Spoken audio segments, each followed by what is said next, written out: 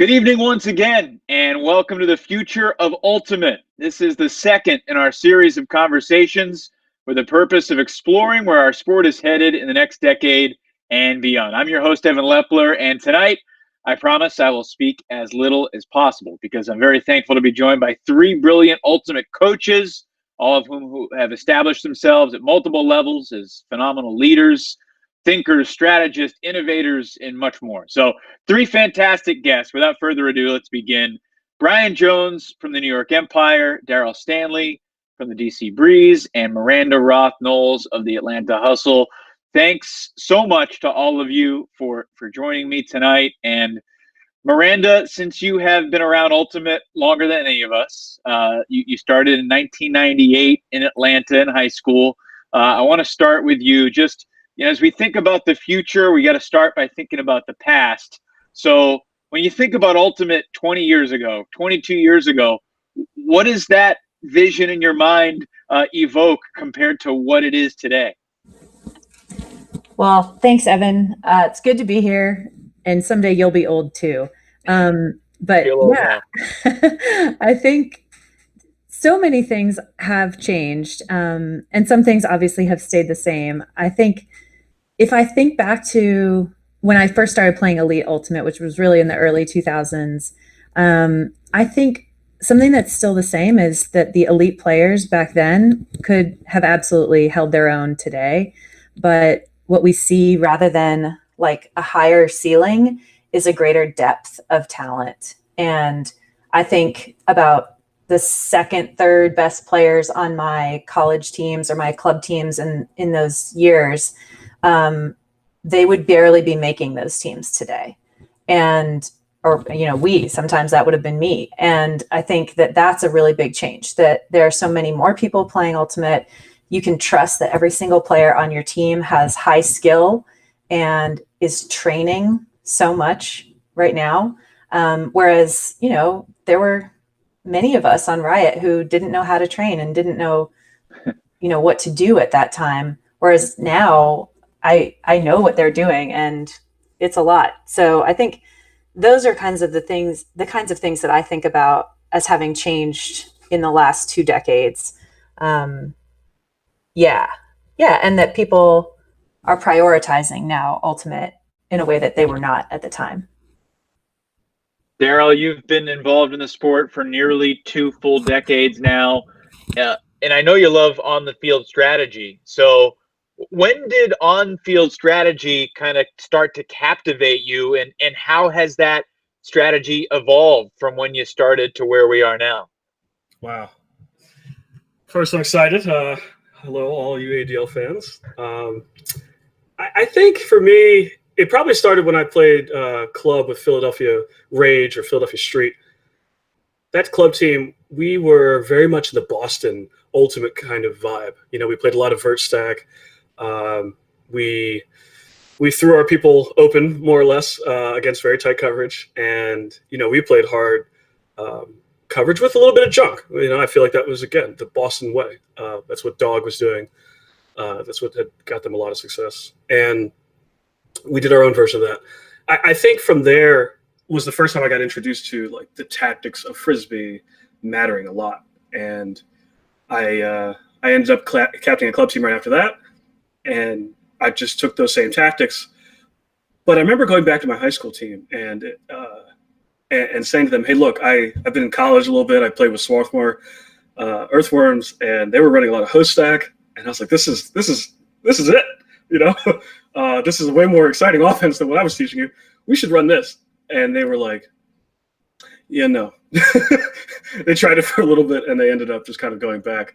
So I would say that was probably like the beginning of my love affair of like how many different ways we could play the sport.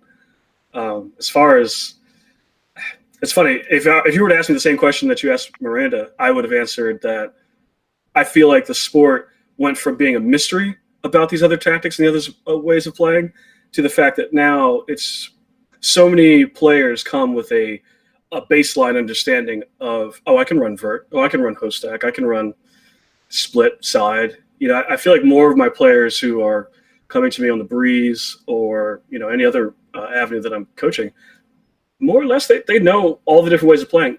There's no way you knew what you knew from the coast you were in when I first started playing, and you heard about these other teams that could play these other ways, but there was nobody around to teach you how to do that. So now, Bryan, you've been coaching in the AUDL on and off since 2013. That's right.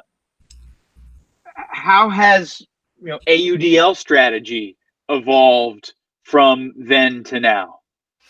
Well, first, when I started out with the Rochester Dragons, we were playing Toronto 4 times a year, and you tried to throw the kitchen sink at them. I think those were your words, actually, in our game of the week that we had that one time. Every week was trying to throw something different. We had a bunch of different zones, a bunch of different transition defenses to try to get whatever free turnovers we could. And when you look back at the league and the way it was, the completion percentages were in the 80s, which is incredible now because you start to see teams in the 90s and the 95 percentile, and it's only gone up from there. So now it's even more of a pressure situation to try to produce a block, to try to produce a turnover.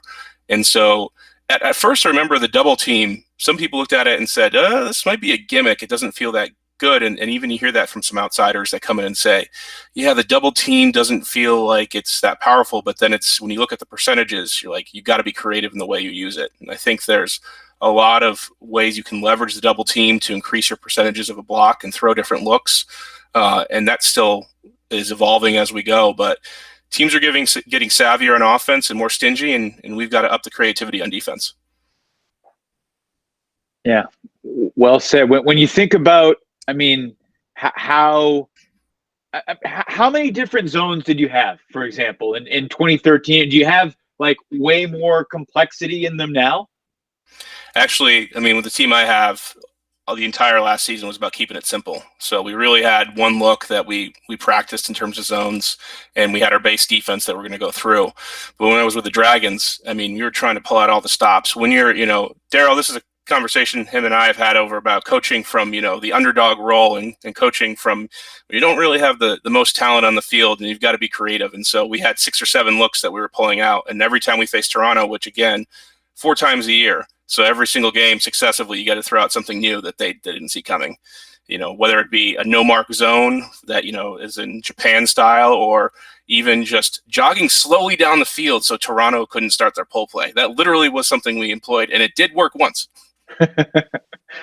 Miranda, do you view strategy becoming more and more complex into the future, or do you think it will be simpler in some ways, or does it depend on what type of team you have? Well, I think it definitely depends. I think, kind of like Bryan said, it's not that the team he coaches now is worse than the team he coached before, right? It's probably the opposite. he has a simpler set and it's more elegant and nuanced. Whereas like when you're coaching a lower level, you might have a lot of different things. And that's what I do, honestly, with my high school teams that I coach. We have just tons of things and they're very flexible and they can change. And it's also like our opponents are less predictable. And so then when I'm coaching at the pro level, I agree. I think it's more like you try to do one thing well and then try to react to your opponent within that. I do think that there's room in the future for players to be more studious of the game. And then once our athletes can handle more of that, then we can do more even within a single game. And I think another good thing to notice from the last 20 years is 20 years ago, there were no coaches. And thus the strategy was completely player generated. If there was a coach, I was really lucky. I was coached in high school, college, and club. I'm the only person my age who can say that.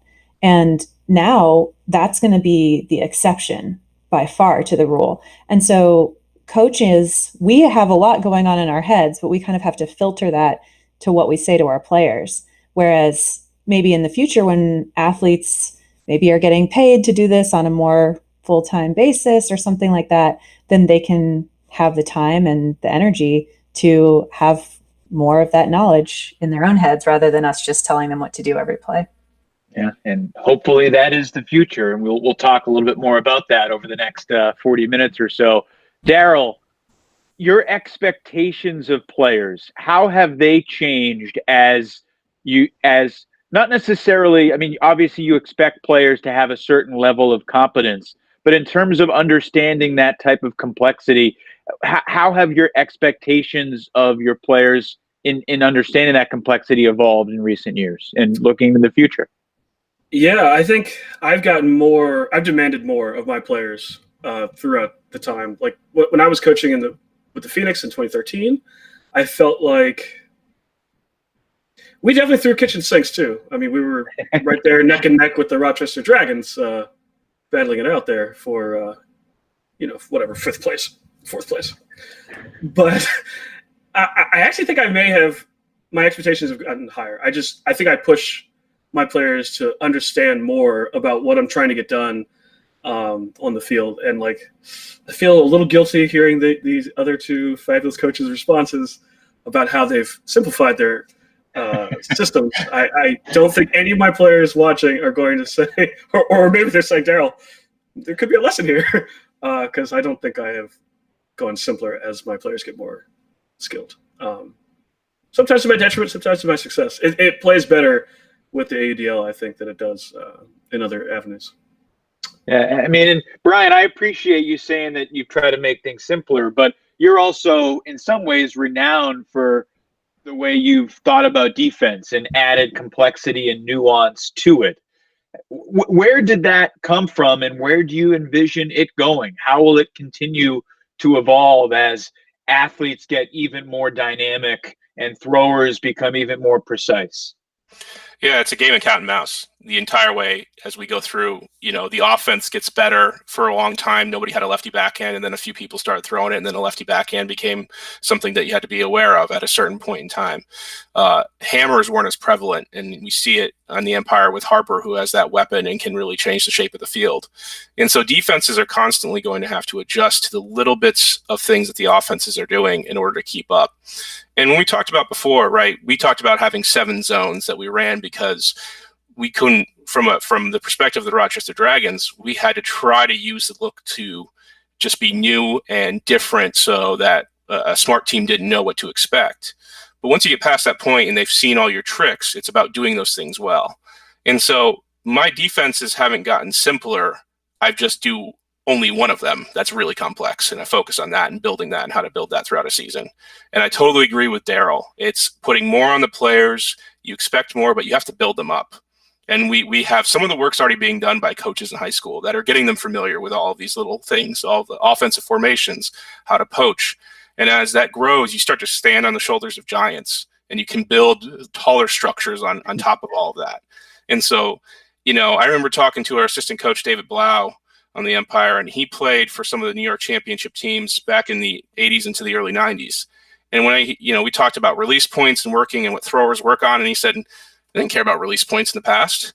You threw a forehand, you threw a backhand, you threw a hammer, and you worked on it until it was good. And then all of a sudden now people are talking about, well, low release flick. And then when you talk about, all these different throwing systems, and Miranda came from the Paideia way, and this is something that you can, beat over the head. But like, you look at throwing styles that really start to matter. One of the things that, this isn't defense, but I'm interested in seeing in the future, is we don't have a pitching coach.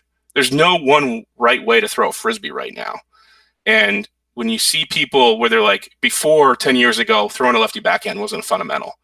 And it almost is now if it isn't already for everybody. And so then the same thing with scoobers and hammers. And then, so what does that mean about how we throw and how we should be practicing and throwing on the move and things of that nature? So everything's going to go ahead and get better and better as we go. The defense is going to struggle to keep up, but we're going to find a way. And who knows, maybe some of the great throwers of our contemporary times will become the pitching coaches, the handler coaches of the future. Miranda, this isn't really the future, but I'm curious to ask, as the most accomplished player of any of us, like, when in your career did you start really consciously thinking about throwing angles and release points? Or was it just kind of innate and instinctive and you didn't really verbalize it until maybe your coaching career? Yeah, I think it's more of the latter. I think when you're in the game, you're not thinking to yourself, the marker's hand is here, so I need to throw below it. You just do it. It's a sense, right?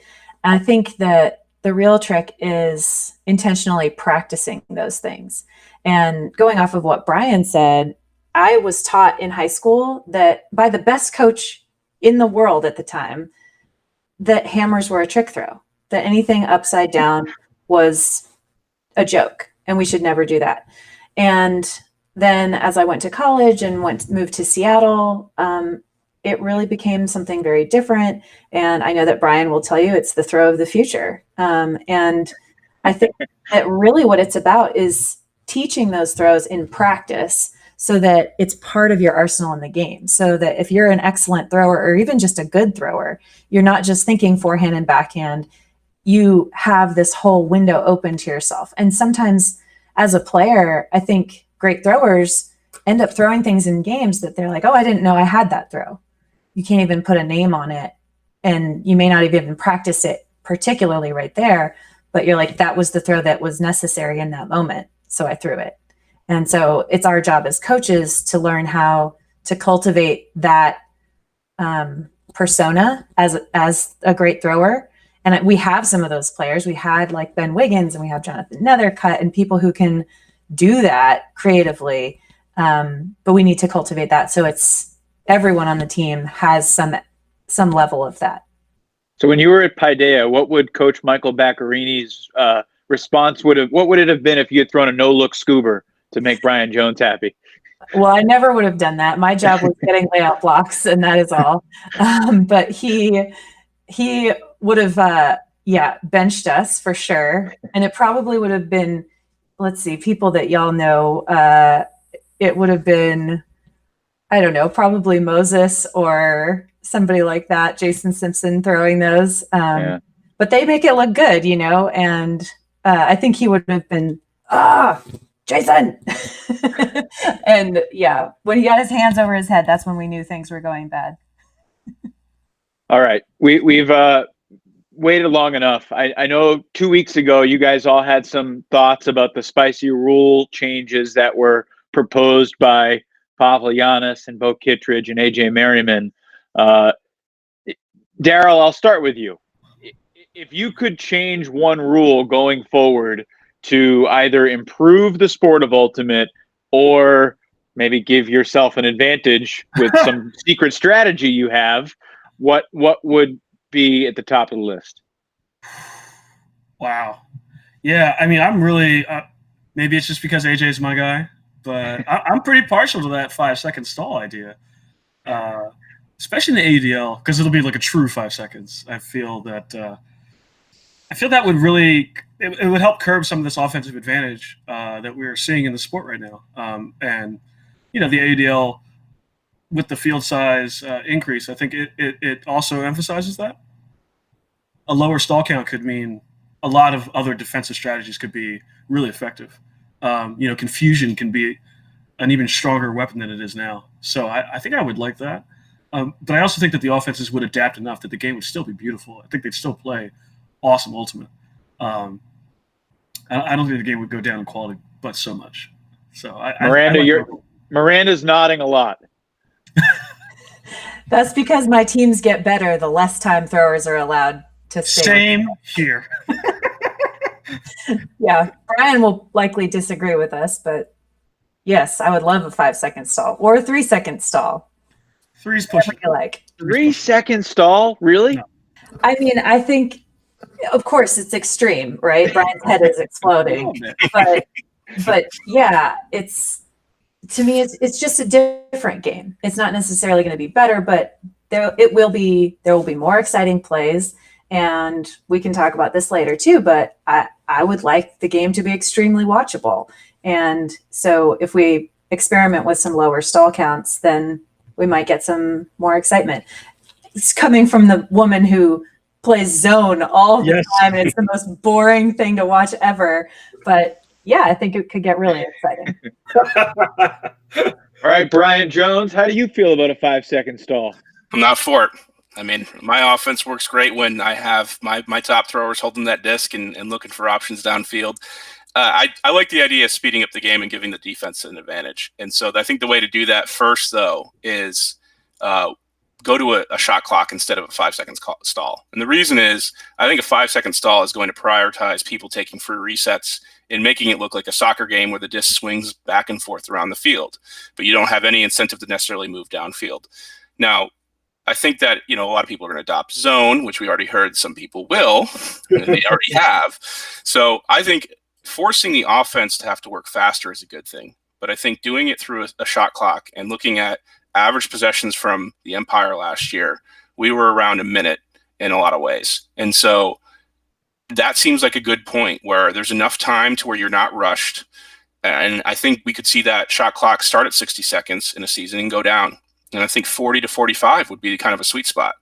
I don't think you're going to be throwing a lot of Hail Marys. You might be throwing some loopy forehands to the back corner, with 2 seconds to go on the shot clock, but you're going to do it from the 5-yard line. You're not going to do it from the 50. So I think it's going to force the offense to be take more risks, and that's going to be good for the defense and good for watchability. Darryl, how do you feel about the shot clock? I'm intrigued because Bryan's talking about this 1 minute average possession, and I want him to go look at DC Breeze versus New York Empire and see how long his average possessions are. That may or may not have been something that we were targeting. I felt like we did a very good job of lengthening your possessions.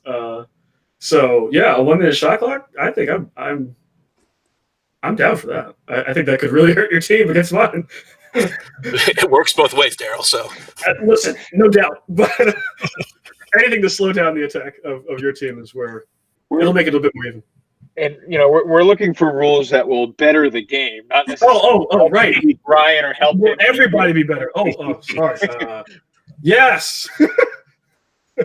Everybody will improve from this. Miranda, what would your qualms be about a potential shot clock in the AUDL? Well, I think it reduces diversity, right? It reduces the diversity of what it looks like on the field if you put more rules onto it. And so there is some beauty, like part of why I run zone is to make sure that my O-line gets rested.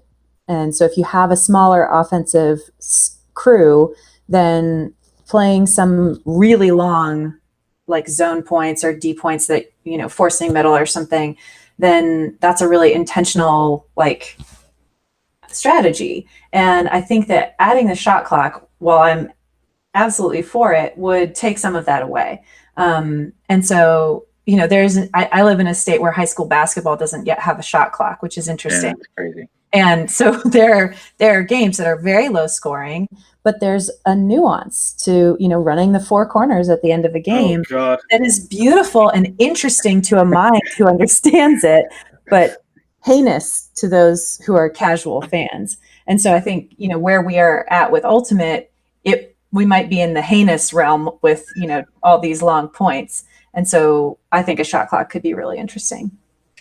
Bryan, if it's a 45-second shot clock, what would you do more defensively that you don't do as much now? Well, I think it's going to depend on the team. I mean, one of the things that I point to is the growth of hammers. We talked about already. It's the future. It's coming. It's already here in a lot of ways. If you throw a zone that teams have seen before, they're going to find ways to exploit it. They're going to have an incentive to move fast through it. And so I don't think that zone would just overtake the game.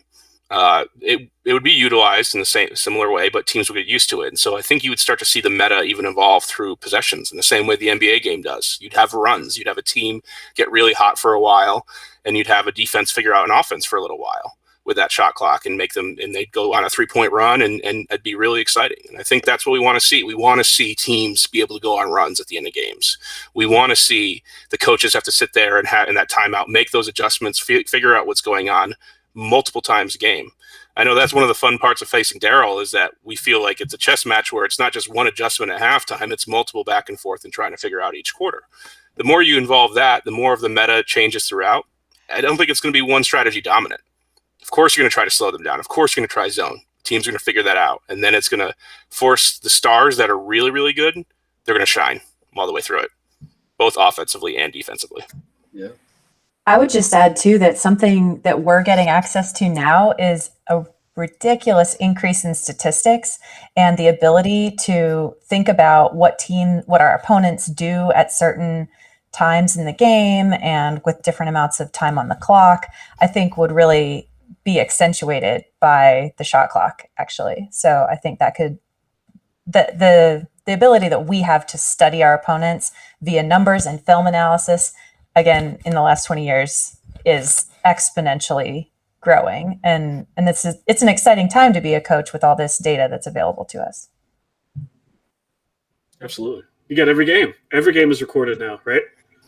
Every practice, too. I don't know about for you all, but yes. 2019 was filmed practice-wise. I wish. What's it like going back and watching a practice, Bryan or Darryl? It's painful. What? No, I mean, that's where you're trying to get better, right? So you're trying to point out every single thing, and it's a laundry list of items, and it's a grind to get through it because it's one of those things where if you can identify in a practice and you don't make that mistake again, you don't need to go over it the next time around. You can move on and do more complex things. This is what I think, and Darryl, I'll let him speak for himself on that. But for me, it's you have to keep building your players to be able to do more. And the more you go over those practice and those little details, get them used to being studious on those details where they're used to that input from you, that you can't overload a player in a big game. You've got to start from the beginning of the season of the type of information you're going to give them and the way you're going to talk to them, the vocabulary you're going to use. You can't really add on something brand new at the end of the season. You can tweak it, but we have to have that vision as coaches for, the final game of the end of the season. I have to be thinking about that in February and work backwards and understand what needs to be installed throughout that. And what are my possible opponents? Who could they be? And what are the types of strategies I might want to run? Because I'm limited once I get to championship weekend. I'm sitting there on Saturday night. You don't have another practice to go over what you're going to do next. Yeah, I like your thought about the players getting more studious from it. Honestly, I got a lot of benefit from delegating the majority of, how we were filming the practice, who was like cutting the video. And then mostly I think the players were commenting to each other about, yeah, we did this right. Yeah, we didn't like this. I started it for sure. Maybe I did one or two of those practices like that. And then from that point on, the players were the ones communicating to each other about what they liked and didn't like. AJ was one of the people actually quite into it. And he commented a lot on our forums about various sets and whatnot. So I think in that regard, it wasn't a burden on me. I was happy about it. But my players really just ran with it. So it could be tedious, but if you delegate it to others, then it's not nearly as tedious, for sure. Yes. Let's talk about the future of Pro Ultimate. Miranda, I'll start with you. What is your kind of vision for the future of Pro Ultimate? What do you hope it will be? What do you expect it to be? And do those two things diverge? And that can be rules or culture or professionalism or money or whatever it might be. Where does your mind go? So many places. I love Pro Ultimate. I really do. And I love lots of things about it that everybody loves, and probably some things that people don't love. I love refs, for example. I'm not afraid to say that. But I also really hope that Professional Ultimate lends itself to increased visibility and increased opportunity for young athletes and for athletes as a career. I would love to see a day when someone could make like $60,000 playing Professional Ultimate. I think, and maybe lots of people. I think that would be really amazing. So I hope that it becomes more financially viable for athletes, because then when you start talking about, okay, watching practices, well, if I have people that have to go and like work in a factory or have to go teach all day, and it's the middle of, March or April, and people are working 10 to 12 hour days, like when are they going to watch our practice film? I can barely get them to practice. And imagine if this were actually their job, and imagine the coaching possibilities that we could explore. I mean, these three minds on this call, like, we would love that. And it's not even about paying us full time. It's about paying the athletes for their full-time work. And I think that, I don't know, what is it? A rising tide lifts all boats. That if the AUDL does that, I think that's going to provide a lot of opportunity for people who aren't in the AUDL as well. And I think that it'll be a really amazing thing if we can get to that place. Yeah, I think that's where I'll end for now. I want to hear what everybody else has to say too. Darryl?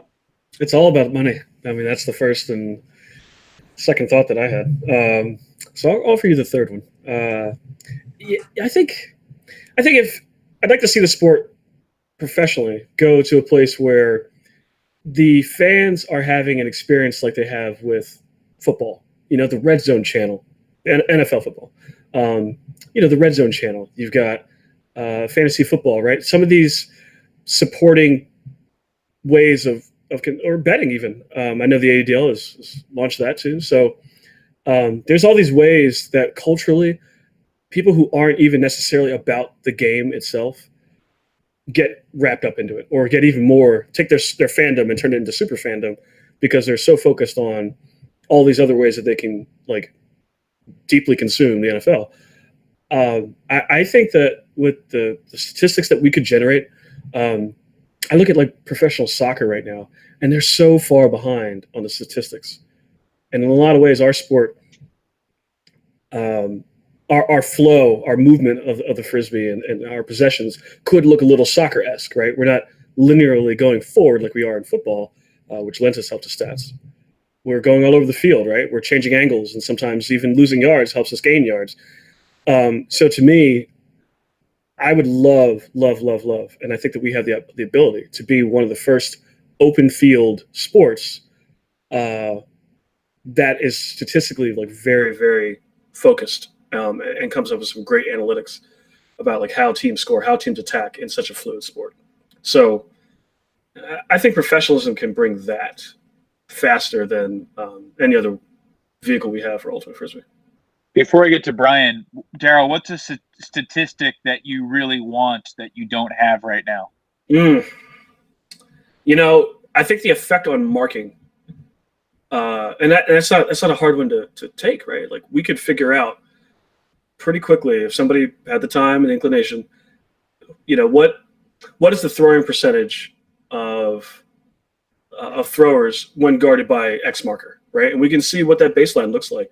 How many times are they getting broken? How many times are they letting off, uncontested hucks after one? How many times do they make people pivot? So I think things like that would be the number one starting point for figuring out like how effective is our defense? How effective are these throwers? Just starting to measure that quality would probably be my first go. I feel a little overwhelmed thinking about the amount of data that would be, and like trying to dive into it and draw conclusions. But no, it's fascinating. Bryan, for you, when you think about the future of Pro Ultimate and your vision and what you expect, how do those two things diverge? Well, I think, piggybacking on what Darryl said in terms of statistics, I would love a marking stat to tell me who's basically a piece of armless cabbage and who's actually getting the job done. So, we see that, and people don't know how to. I think marking in double teams can also be super effective and improved upon. So I'd love to see statistics on that. In terms of a couple of things that people have already touched on, but expanding the game day experience. I remember going down to Atlanta Hawks games when I lived there, and just the best part of the game, the Hawks were terrible at the time, was the drum line at the beginning that just kind of started the show. And my favorite moment from last year with the Empire was we got the game-sealing block, scored, and the drum line went off. And that was just such a fun, with the crowd in the background, such a fun experience that you don't really get elsewhere. And so having those game day experiences, having tailgates, things of that nature, and having people make it a day out of it, I think would be an awesome blast. The other thing I'm looking forward to is, the meta matchups that you see in kind of the NBA, where it's like, okay, they're going to run the pick and roll, and so so-and-so switches onto LeBron. And now what does that mean? They're trying to get the mismatch. And I know, again, we're going to go back to me and Darryl have had this battle. We know this is happening with Rowan. We know Rowan's trying to figure out who's guarding him, if it's like a handler or if he's going to try to go downfield. And the more we can put a laser beam and just focus on that as coaches and as fans, the better. If we have 3 practices a week to lead up to an Empire versus DC Breeze game, we're going to have kitchen sinks to throw. It's not going to be just simple strategies. We're going to be worried about those little margins, because it's going to come down, and it already has come down to, the little things in our games. It's going to come down to how often can we get the right matchup on Rowan? How often can we make him uncomfortable? And it's going to be for them, how often can Rowan run a give and go and force a switch and get the right matchup and then exploit it and score in 2 throws? So that's the type of stuff I'm looking forward to when we have all the practice time in the world. Yeah, a lot of talk about the kitchen sink and the refrigerator and the dishwasher and all the other appliances just getting thrown at people. Miranda, if you had 3 practices a week, where would you start in terms of, preparing for a game? But also, you don't want to do too much, right? You don't want to overwhelm people with information, because there's only so much players can maintain without, you're better if you don't think too much on the field. Right. So I think that I'm all about fundamentals. And so I would certainly still, like, at the beginning of each practice or at the beginning of the first practice, I would focus on a fundamental that is going to play out in a big way in a certain game. So, like, if we're playing against Dallas or Austin, that is really tall, right? Like, we've historically been short. We're doing a lot better now. But, if we're playing against a team where we are outmatched in terms of size, we're going to focus on receiving, and we're going to focus on boxing out and playing things right downfield. But it's not going to be just that. I might do that in a preseason practice now and then, like, never come back to it. We're going to, add on to that. We're going to get into that situation with a nuanced drill. And then we're going to, run a scrimmage where that is, will incentivize that play happening more. So, maybe we'll play a stall 3 scrimmage where we're going to send longer throws up to the end zone and have to practice that in a live situation. I think I would also do a lot more of tailoring what my team is doing to the opponent. Right now, we are very focused. Anyone that plays for me is going to tell you, I say, it's all about us. It's our game. We dictate what's going to happen. But of course, and now the truth comes out, and that's only because you don't have enough time to focus on the opponent? A little bit, yeah. I think, and in my head, of course, I know what the opponent is going to be. I've watched all the film, but the guys don't have time to do that. They honestly haven't, most of them, watched all of that film. And I love it when they have. That's great, but I can't expect that of them at the moment. And so then we would be able to talk about every single matchup. We would know the 10 people that we might be facing on the other team's O-line. We would know exactly who's going to match up on them in every single point. And the scheme of, we're going to play this defense first, and then we're going to adjust to this one. And I have that in my head, but I think I would share that more with the athletes. And I think they would be able to execute it a lot better if they had time to understand it and we had time to practice it and simulate it, we play Austin again, has all these left-handed players. And so we would be able to simulate that. I'd bring in some lefties from the community and we'd practice against that. Yeah, exactly. We'd have a crack squad for every single week. And that's something that I only do like at the end of the season once now. And I think that there's a million things I would want to do. And I would want to practice like 5 times a week. So yeah. And of course you don't like wear them down, but we could talk about things like nutrition. We could standardize our training and do that together. And I think it would still be so fun for the guys, and we would get a higher level of play. All of us would from that kind of experience. Darryl? Yeah, it was funny listening to Miranda because like on one hand I'm going, well, you know, we were focusing on the opponent. Like that's what we are using our practice time to do.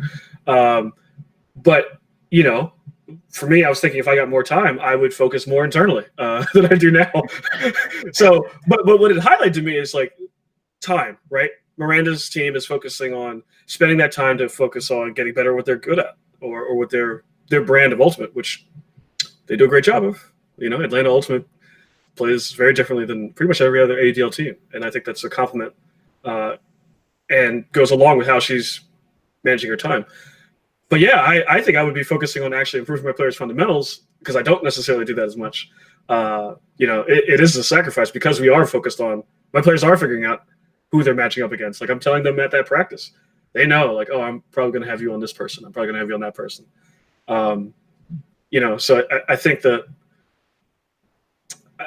with more time, we would have a more complete week. We just do a lot more skill building, a lot more. I definitely only do preseason fundamentals, and I might not ever return to them. I just hope that those 3 or 4 core techniques that we're working on, that like I can just kind of, you know, use them as flavors or remixes throughout the season. I can just kind of pick pieces of it and say, okay, now I want you to take that downfield defensive idea and apply it to this marking idea. You know, I get the ability to remix maybe 6 things and turn it into what 9 combinations? What does that work? 27 combinations. Yeah. Whatever that math is. And I would do more than that. I would maybe actually keep that, but just focus on getting better at the fundamentals. That's probably. I think too, something that's kind of coming out here is coaches have different strengths too, and with more time and more money, you get to have coaches. Like imagine if Darryl and I coached on the same team. Like that would be pretty powerful. Yeah. Some owner out there is getting an idea. I hope it's my owner. But yeah, I think that you would see, you know, specialized coaching and specialized playing. We'd have specialist players for certain situations, and we'd have coaching teams rather than coaches who are kind of doing it in isolation or training up their own crew. But you'd have some really exciting, it would be really fun for us too. Mm-hmm. So Bryan, thinking about the future, and I'm curious to ask, aside from a rule change, in what way do you think Ultimate will change going forward, either in the way the game is played or the caliber of the athletes or the culture around it? What significant changes do you envision, or are you trying to innovate yourself? Yeah, I mean, I think a lot of where my direction goes to is just this evolving metagame. And we've talked about it in a variety of ways, but offenses, if you track from where they were, you know, we can go back to the beginning times when nobody ran with a dump ever. No resets, no handlers back. It was just one person with a disc and 6 people in a vertical stack downfield. And then you start to see it transform. That vertical stack stayed with a lot of people until we hit the 2000s, where if you go watch a mid-2000s game, you see horizontal stack dominating. And all of a sudden that phased out. And then you saw San Francisco adopt a very side stack isolation offense. And now you start to see this combination of that, where it's like it's changing. The shape is dynamic on the field. You're not quite sure, and there's enough complexity there for the offense to really spread out when they need to and stay compact when they don't. And so that's just going to be more and more of that, where not only now we think about the handler being the classic quarterback. They're the ones looking downfield and following the progressions. Well, the downfield cutters also have their progressions too, and they have to read the situation, what's going on, just like a wide receiver has to read whether or not it's man coverage or zone coverage out and find either to sit in the space or to go exploit their matchup. And the same things are going to happen, right? As defenses become more complicated, offenses are going to have to match that, and it's just going to keep building and building until we get to this awesome game where if one of our rule changes does go in, shot clock or 5-second stall, we're going to see fast movement. We're going to see a lot of upside down throws. We're going to see a lot of quick decision making in order to take advantage of it. And that's what I think is going to be awesome to watch, is just the best skill players tossing hammers without even hesitating. And the best defenders just in a rapid flash trying to read the lanes and lay out for the block. So it's going to be faster. It's got to be. And I think we got to push it with rule changes and then kind of like get us there sooner rather than later. So it's got to be faster, but you're not a fan of the 5-second stall. I want a shot clock. I think you want it because I think you need them to move. You have to give incentive to move for yardage to matter. As Darryl said right now, it's advantageous to reset backwards to get a better angle or just to keep possession. And we kind of have to get out of that mindset, I think, to make this game have that faster pace. When you do that too, like I think the majority, and this has been discussed with some other coaches, is most of the standard is you're going to stack your offensive line. If that's assuming because the offense, if you can create a good enough offensive line that will hold throughout a game. And if you watch the classic game we had with Raleigh, that was it. We had two offenses trying to hold their way through a game. Whereas now, if you introduce a shot clock, the chance for a run goes higher. So what do? You put your better players on the defensive side because now you also have to score going the other way in 60 seconds. So you see more two-way play. So we really know all of a sudden we get more matchups. We get Yacht guarding Rowan in the middle of a game. That happens more rather than just 1 point at the end. That's like something that happens through series, and we start to see that. So I think we want to go ahead and promote the best athletes we have, and we want to see the best athletes differentiate themselves. It's one thing to throw a hammer when you have 7 seconds to look downfield. It's another thing to throw a hammer when you have 5-second stall and you have 20 seconds till you have to get to the end zone. Then you have to be very judicious of where you're going to place it, and you have to attack aggressively as well. So you want both. You want both the 5 seconds and the shot clock. I heard it. I heard it. I mean, we just needled them. I could do both. Okay. When you were talking about that, Bryan, about athletes and reading lanes and stuff, one thought I just had was, what about an eighth defender on the field? Yeah, or a power play of sorts. There you go. Yeah, where you get like an odd numbered advantage, right? Like for whatever reason, maybe they committed too many fouls or what have you. But yeah, if there were ways of doing that, I think that could be very exciting. I mean, the defensive strategies go exponentially better, right? Like double teaming would be, you got a free person out there defensively. So how do they apply extra pressure? I think that could be really another way to maybe change the game. That not for every point, but just somehow, some way. How do you guys feel quickly about 8-on-8 versus 7-on-7 on the AUDL field? It's just different. To me, it's just different. 7-on-7, there's a lot more space. It's more of like a thrower's game. It's harder to run interesting defenses. I think if you add more people, it becomes more interesting.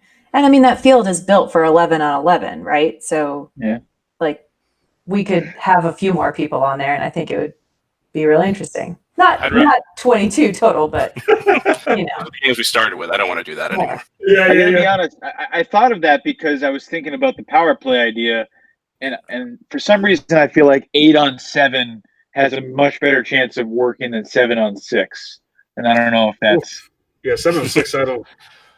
So I would go the other way though, as I would reduce the size of the field and I would go to 6-on-6. Because I think you want to see, in terms of watchability, statistics, knowing who's the best player, right? You can either do it from an NBA perspective or you could do it from a soccer perspective. I think it's harder to do it from football has, of course, the analogs, but we're a free-flowing game, so it's different. So soccer, you're celebrating Messi because of his incredible ability to dribble through and score.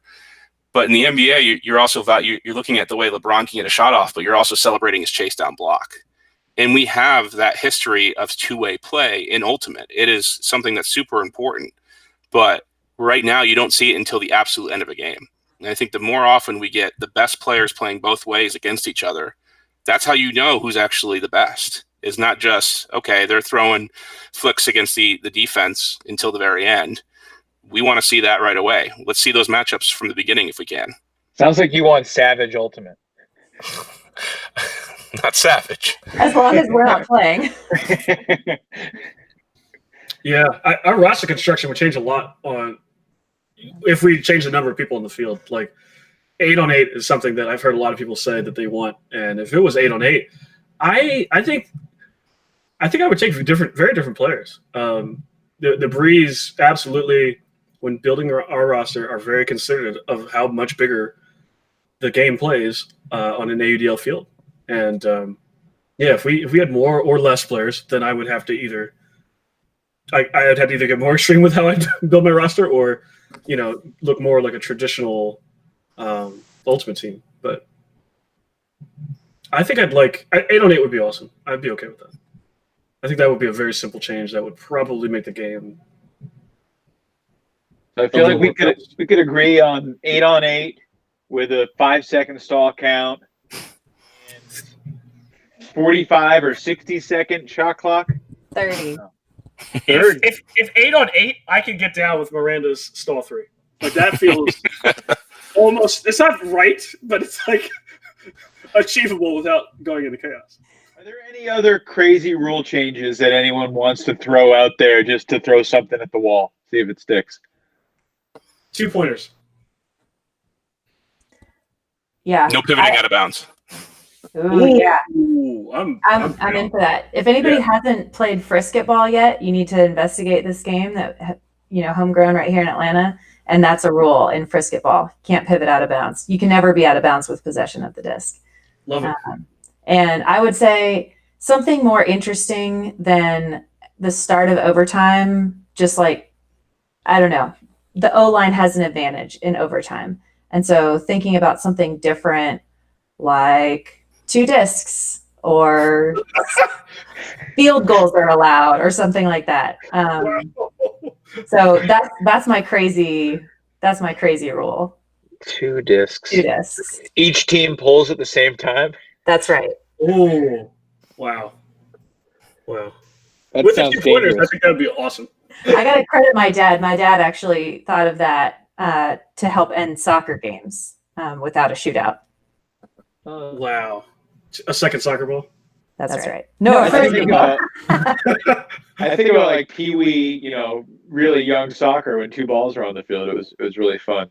I wanted to use the last 10 minutes or so to talk about the immediate future, because we're all hopeful of the 2021 season, and the preseason is very important to be successful in the spring. I imagine it's even tougher for you guys, considering you don't really know what it's going to look like. But Miranda, I'll start with you. Like, what are you anticipating this winter in building toward a spring season for the Atlanta Hustle? Yeah, so we're already signing our people and making plans. And I think that's another really exciting thing about being part of the professional leagues is that, like, I believe that we can make it happen. Like, we have more resources than other organizations, and we could do a bubble if we needed to do a bubble, and we can, afford to keep players safe in a way that it's really hard when they're paying for themselves. And so again, I think it's an access thing, which is really, really exciting that we have the ability to draw athletes that wouldn't have a chance to play otherwise, and we can keep them healthy and safe. So I am anticipating play in 2021, and I'm super excited for the Hustle. We're part of a new division. We're going to get to try our stuff out on some new people. And I don't know, for me personally, it's really exciting. I feel like we've built a really strong base where we all really like each other and trust each other. And it's time to hold each other accountable. And we're going to definitely make some noise when we get out there. And, these guys have already been good, right? DC is great. New York is great. And we got some hungry players down here. And fighting for 4th and 5th is not as fun. And we would love to be up there at championship weekend. And I do think it's going to happen for the league this year. And I think it's going to be really exciting, and people are going to be watching and participating in a way that maybe they wouldn't have in other years where there's more other things going on. Got me fired up. I'm ready to go. Good. Darryl, what's in store this winter for the Breeze in terms of building towards 2021? Yeah, I mean, a lot like Miranda, we're starting our conversations with players, get our core back into business. I'm excited because going into 2020, we looked like, that was maybe my strongest roster that I've had since I've come down here. Just a wonderful blend of all the different local teams and veterans of the AUDL, veterans coming back who had previously played for our team or other cities. So it was really exciting to me for me to go forward with that roster. And I'm really excited to just kind of do 2020 in 2021. So yeah. And Miranda's point is really awesome. I mean, we are very happy to move to the new division. Love to see some new teams, love to play some new teams. This is a very deep division. And also, Toronto and New York may have choked all the opportunities for the DC Breeze to do their thing. So it'll be really nice to see if Raleigh is up for the task, if Atlanta's up for the task, if all these teams in our division, Tampa Bay, don't mean to offend them. I want to see. Please do. No, I don't know them. I don't know them. I do. And of course, Pittsburgh and Philly. They're coming along with us. Familiar foes. It'll be great. Had to mention everybody. Bryan, the Empire have still not lost a game during your tenure. I know you joked that one loss and you'd be fired. You still have your job. Congratulations. Thank you. I mean, I talked to you and others in your organization building up toward this past spring. You guys had one or two practices before everything shut down in early March. And I know how so many folks on your team thought you guys were better than the year that you went 15-0 and won the championship in 2019, which feels like 100 years ago. When you think about the next 3-4 months, what will be the main priorities for you? I think for us, it's about keeping the tank full. And what I mean by that is that the challenge often people talk about after winning a championship and having high expectations is, you're not going to have the motivation to do the little things. And actually, in my experience, that's not further from the truth. That's like as far from the truth as you can get. The team comes back early in the season, incredibly motivated, super excited, knowing what can be. You've accomplished this high thing, and you can go even higher. But then I think there's this danger of missing out on the fun of it, and the fun of and of course the trademark process. But really, it's about that you can't be at full burn the entire time and just having that everything's going to go perfect. You have to try to get better, but you have to do it in a sustainable way. And so I think I've seen teams where, they go through and they see issues where it's like, okay, we have these really high expectations. We met our expectations. We won a championship. And now we're hungry to do even more. And that hunger slowly kind of eats itself inside. And you're like, why aren't we doing as well as I want to be doing? And then you get angry about it and you're not enjoying going through that championship ride. One of the things that was so sweet about that 2019 run was how it didn't feel like there was pressure on us. And we went through and we were together and we just didn't, everybody talked about the possibility of, from the media perspective, Evan, shame on you, of going undefeated from the start. And for us, it just, you can believe it or not, it wasn't something we talked about. It was about focused on trying to win a championship. And then you lose sight of that. Where do you go from being 15-0? You can't, like record wise, you can't go up. So how do you make this feel satisfying? How do you make this feel like a really great team experience? And for us in the Empire, it's about that. It's about, how do we make this, for the lack of a better word, like this teaminess factor go as high as it can so that we feel that togetherness, the chase again and the excitement. And I think this is actually, the silver lining and, the blessing in disguise is that we're going to be excited to get back in the field. Everybody is. And it's going to be awesome once we do. And I have all the confidence that we will. And it's less than 5 months away if we do begin on May 1st, which again seems like a long time, but we've all survived so far. So hopefully it gets there fast and things start improving. I think I speak for everyone with the AUDL when I say it's awesome to have you three involved and passionate about this league, because that just makes this so much better to have three leaders like you. And it's awesome that you can be cordial and competitive, with one another too. So I saw a YouTube comment. Atlanta owner John Bosey is already sending an email to try to recruit Darryl, I think, to Atlanta. And there was someone saying that at Miranda, the weather in DC in the springtime is just lovely, and so there's all this back and forth going on. In the final 2 minutes, is there anything about the future of Ultimate that we haven't talked about that you have on your chest that you want to get out? An idea, a hope, a dream? Not to get all sentimental, but Miranda, anything that we haven't touched on so far in 30 seconds or so? Yeah, I do have a dream. So I once asked my athletic director at Paideia, how can Ultimate become a GHSA regulated sport? This was right after Fortnite became a regulated GHSA sport here in Georgia.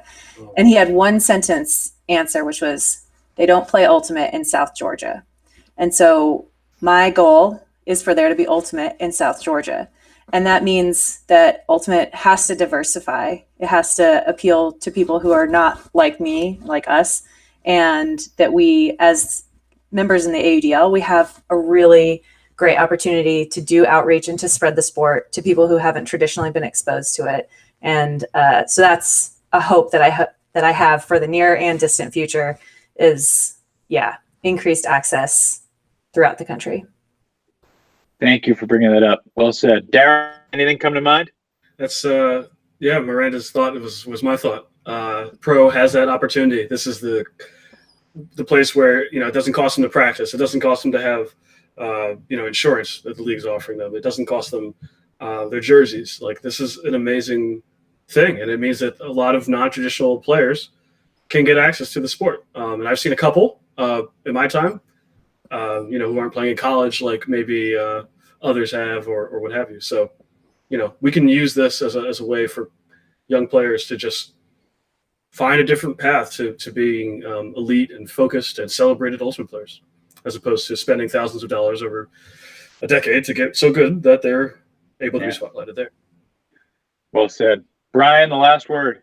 Gosh, I mean, they're just, anything I say is going to pale in comparison to that. I mean, I was thinking, and as much as it pains me, I was thinking of the story of Invincible, of the Philadelphia Eagle that made it through the special teams. And I think a story like that and a dream like that of having somebody who is that athlete, I think it's been talked about in circles of like, who can you grab that from a different sport that hasn't played Ultimate before? And as the sport grows, you're going to see that story. One day somebody comes in and figures this game out, and it's going to be a special journey. And I hope to kind of see that storyline someday. Bryan, I think his name is Jakeem Polk. And he plays for the Atlanta Hustle. Thank goodness. In case you didn't know.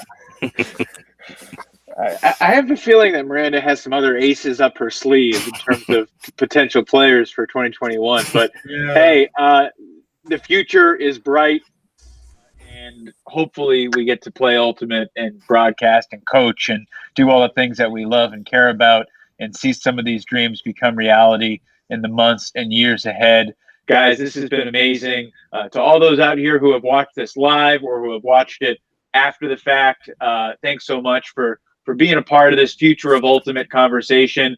And if you want to hear more from Bryan Jones, Darryl Stanley, and Miranda Knowles, you can, because in just a couple of minutes off the air, we are going to film a special exclusive for AUDL.TV, the main platform to view past and future AUDL games. A cheap monthly subscription will get you access to the additional thoughts of Bryan, Darryl, and Miranda, in addition to the entire AUDL library. So if you haven't done so already, check out AUDL.TV. The future of this Future of Ultimate series, you don't have to wait 2 more weeks like you did last time with the Thanksgiving holiday, because next week we'll have Robin Fenig, Bex Forth, and Lindsay Sue, a panel of female Ultimate players to break down their perspectives on where we've gone and where we're going. And that's going to be a fascinating conversation as well.